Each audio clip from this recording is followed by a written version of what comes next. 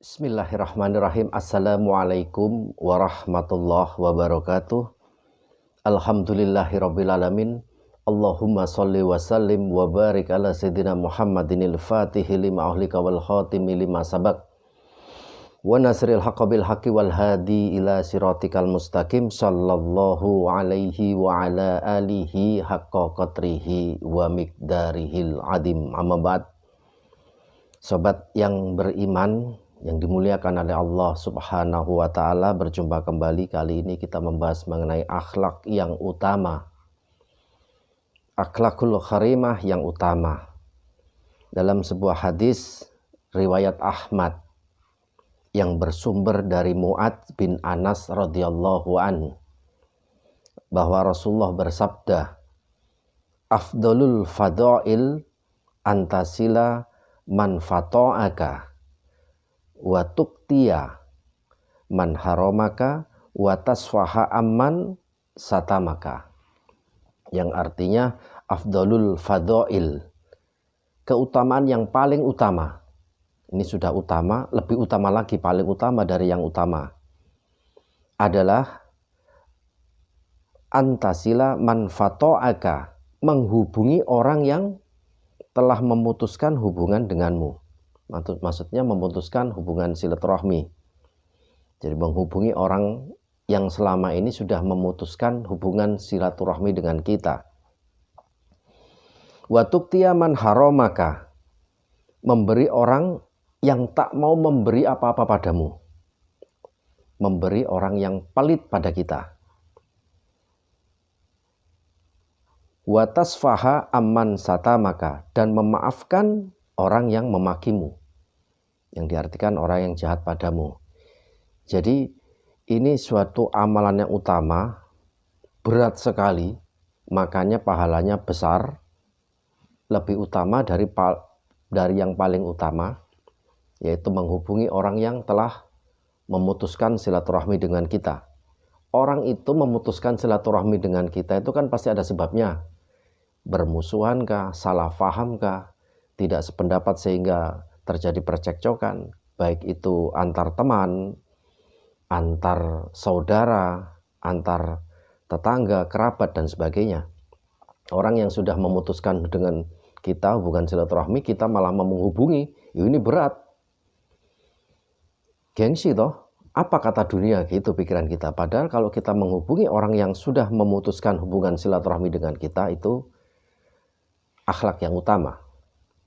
Kedua, memberi pada orang yang tak mau memberi pada kita. Kalau kita memberi sesuatu pada orang yang sering memberi kita, orang suka ngasih kue, ngantar makanan, ngantar minuman dan segalanya, suka ngasih sama kita, terus kita memberi dia, memberi balasan pada dia, itu wajar. Memberi pada orang yang suka memberi pada kita itu wajar. Yang tidak wajar itu kita memberi pada orang yang tak mau memberi pada kita. Orang pelit, orang medit, orang bakhil, malah kita kasih, malah kita beri. Oh, ini amalan yang berat. Makanya pahalanya luar biasa. Kemudian yang ketiga paling berat ini, memaafkan orang yang memakimu. Kita dimaki orang, dihina orang, bahkan mungkin di depan orang banyak, dijelek-jelekan orang. Kita memaafkan, rasanya dongkol sekali. Tapi kalau kita bisa memaafkan orang yang sudah memaki, menghina, dan jahat pada kita, kita memaafkan, itu pahalanya luar biasa. Hadis kedua, masih maksudnya senada dengan hadis yang pertama tadi. Ini hadis riwayat Al-Hakim yang bersumber dari Uqbah bin Amr Al-Juhani radhiyallahu an, bahwa Rasulullah pernah bersabda pada Uqbah, ya Uqbah, ala uhbiruka bi afdoli akhlak ahli dunya wal akhirah, tasilu man qata'aka wa tuqti man haramaka wa ta'fu amman dolamaka. Ya Uqbah, wahai Uqbah, ala uhbiruka bi afdoli akhlak ahli dunya wal akhirah, Wahai Uqbah, ya Uqbah, maukah engkau kuberitahu tentang akhlak paling utama dari penghuni dunia dan akhirat? Akhlak yang paling utama dari penghuni dunia dan akhirat, paling utama dari manusia. Akhlak yang istilahnya afdol, utama. Yakni menghubungi orang yang telah memutuskan hubungan denganmu. Masih seperti yang tadi. Jadi kita menghubungi lebih dulu orang yang sudah jelas-jelas memutuskan hubungan silaturahmi dengan kita.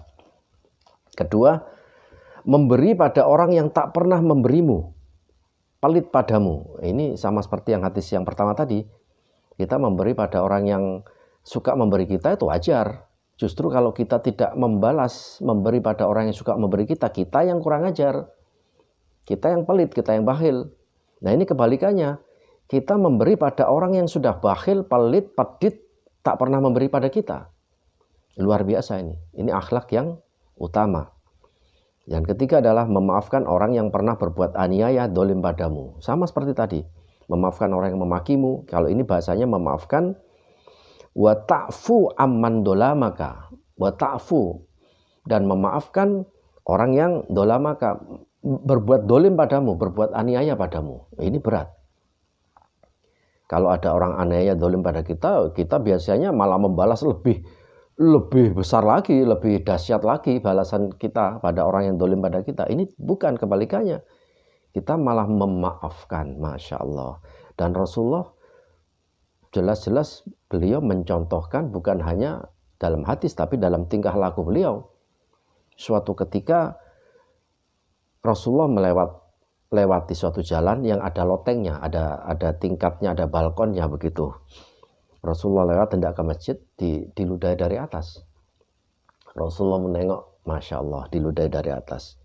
Ini orang yang meludahi memang disuruh sama Abu Jahal, sama Abu Lahab. Dibayar dia untuk mengerjai Rasulullah, untuk mengusili Rasulullah. Jadi Rasulullah lewat, dia meludah dari loteng, dari tingkat 2 rumahnya, dari balkon. Rasulullah cuma tersenyum, kemudian terus ke masjid. Besoknya begitu lagi, lewat situ meludahi lagi. Dan besoknya Rasulullah lewat situ diludahi juga dari atas. Masya Allah. Kalau saya mungkin, waduh saya ambil batu ini. Ini Rasulullah cuma tersenyum, Masya Allah. Ya Allah, diludahi dari atas. Besoknya lagi, tidak ada yang meludahi. Besoknya lagi Rasulullah lewat situ, tidak ada lagi yang meludahi. Rasulullah tanya, siapa yang biasanya di atas itu? Sekarang kok tidak ada? Siapa Rasulullah? Dia biasanya di atas loteng itu, suka meludahi saya. Oh, si Fulan bin Fulan Rasulullah. Dia sakit ya Rasulullah. Masya Allah, sakit. Iya, sakit dia.